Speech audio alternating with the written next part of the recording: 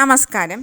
Air പെറ്റേഴ്സിലേക്ക് എല്ലാവർക്കും സ്വാഗതം. ഇന്ന് ക്യാബേജ് വെച്ചിട്ട് നല്ല അടിപൊളിയായിട്ടുള്ള ഒരു വെറൈറ്റി റെസിപ്പിയായിട്ടാണ് ഞാൻ വന്നിരിക്കുന്നത്.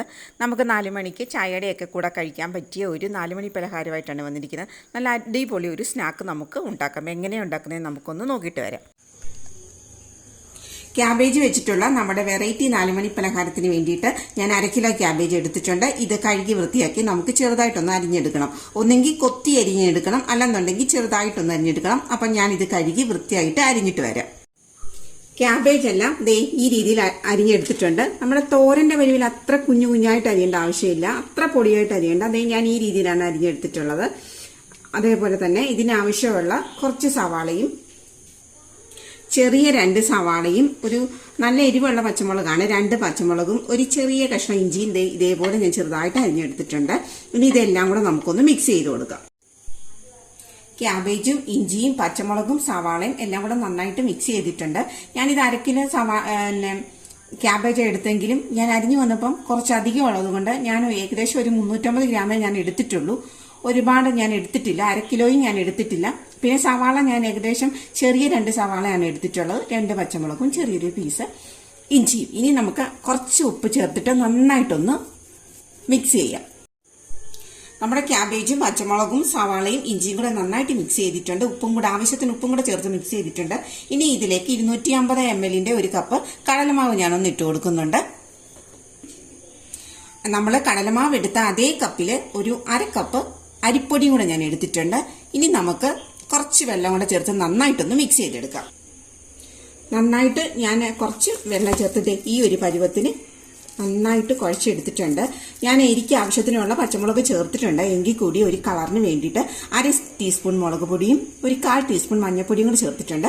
നമുക്ക് ഇതോടെ ചേർത്ത് നന്നായിട്ടൊന്ന് കുഴച്ചു കൊടുക്കാം. അപ്പോൾ ആവശ്യത്തിന് നമ്മൾ നേരത്തെ ഉപ്പ് ചേർത്തിട്ടാണ് ക്യാബേജ് മിക്സ് ചെയ്തിട്ടുള്ളത്. ഇനി ഉപ്പ് കുറവാണെന്നുണ്ടെങ്കിൽ ഈ അവസരത്തിൽ ഉപ്പും കൂടെ ചേർത്ത് നന്നായിട്ടൊന്ന് മിക്സ് ചെയ്തെടുക്കാം. ഓരോന്നും ഈ ഷേപ്പിലാക്കിയിട്ട് ചൂടായ ഓയിലിലേക്ക് നമുക്ക് ഇട്ട് കൊടുക്കാം. സ്റ്റൗ ഓൺ ചെയ്തൊരു പാൻ വെച്ച് കൊടുത്തിട്ടുണ്ട്. അതിലേക്ക് ഓയിൽ ചൂടായപ്പം നമുക്ക് ഇത് ഓരോന്നും ഈ ഷേപ്പിൽ നമുക്കൊന്ന് ഇട്ട് കൊടുക്കാം. നമ്മുടെ ആ വടയുടെ ആ ഷേപ്പിൽ ഇട്ടിട്ട് നമ്മൾ ഓയിലെല്ലാം ഒരു 5 എണ്ണം ഫസ്റ്റ് ട്രിപ്പ് നമ്മൾ ഇട്ട് കൊടുത്തിട്ടുണ്ട്. ഇനി ഇത് ഏകദേശം ഒരു പകുതി ഇതാവുമ്പോൾ നമുക്കൊന്ന് തിരിച്ചിട്ട് കൊടുക്കാം. ആദ്യത്തെ പ്രാവശ്യം ഇട്ടത് നമ്മളിതേ നന്നായിട്ട് തിരിച്ചിട്ട് നന്നായിട്ട് 2 സൈഡും മുരിഞ്ഞ ശേഷം നമ്മൾ എടുത്തിട്ടുണ്ട്. ഇനി നമ്മൾ അടുത്ത ട്രിപ്പ് നമ്മൾ ഇട്ട് കൊടുത്തിട്ടുണ്ട്. രണ്ടാമത്തെ ട്രിപ്പ് നമ്മൾ ഇട്ട് കൊടുത്തിട്ടുണ്ട്. അപ്പോൾ ഒരു പകുതി കുക്കാവുമ്പോൾ നമുക്ക് ചെറുതായിട്ടൊന്ന് തിരിച്ചിട്ട് കൊടുക്കാം. അതിനുശേഷം 2 സൈഡിലും നന്നായിട്ട് മൊരിഞ്ഞ് വന്നിട്ട് സിമ്മിലിട്ട ശേഷം മാത്രമേ നമുക്ക് ചെയ്യാവൂ. അല്ലെന്നുണ്ടെങ്കിൽ പുറം മാത്രം ക്രിസ്പി ആവും, ഉള്ളു വേവില്ല. അതുകൊണ്ട് സിമ്മിലിട്ട ശേഷം അല്ലെങ്കിൽ സിം ടു മീഡിയം ആ ഒരു ഫ്ലെയിമിൽ ഇട്ടിട്ട് വേണം നമ്മളിത് ചെയ്തെടുക്കാൻ. ഇങ്ങനെ നമുക്ക് എല്ലാം ചെയ്തെടുക്കാം. നമ്മുടെ ടേസ്റ്റിയും വെറൈറ്റിയുമായിട്ടുള്ള ക്യാബേജ് വട ഇവിടെ റെഡി ആയിട്ടുണ്ട്. ഉണ്ടാക്കാൻ വളരെ എളുപ്പമാണ്. നോക്കിക്കേ, നന്നായിട്ട് മുരിഞ്ഞ് വന്നിട്ടുണ്ട്. പുറമെല്ലാം നന്നായിട്ട് ക്രിസ്പി ആയിട്ടുണ്ട്, ഉള്ളിൽ നന്നായിട്ട് വെന്തിട്ടുണ്ട്. അപ്പോൾ എല്ലാവരും സമയം കിട്ടുമ്പോൾ ഒന്ന് ട്രൈ ചെയ്ത് നോക്കണം. ക്യാബേജ് നല്ല പോഷക മൂല്യമുള്ള ഒരു വെജിറ്റബിളാണ്. അപ്പോൾ അത് വെച്ചിട്ട് നമുക്ക് പല റെസിപ്പീസ് ഉണ്ടാക്കാം. അപ്പോൾ ഈസി ആയിട്ടുള്ള ഒരു റെസിപ്പിയാണ് വട.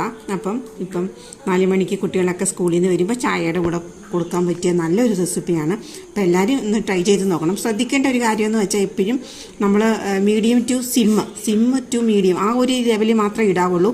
കാരണം മീഡിയത്തിൽ ഇട്ട് ഓയിൽ ഒരുപാട് ചൂടായി കഴിയുന്നുണ്ടെങ്കിൽ ചെറുതായിട്ടൊന്ന് സിമ്മിലാക്കി കൊടുക്കണം. അല്ലെന്നുണ്ടെങ്കിൽ പെട്ടെന്ന് കരിഞ്ഞു പോകാൻ ചാൻസ് ഉണ്ട്. ആ ഒരു ഇതുകൊണ്ടാണ് പറയുന്നത്.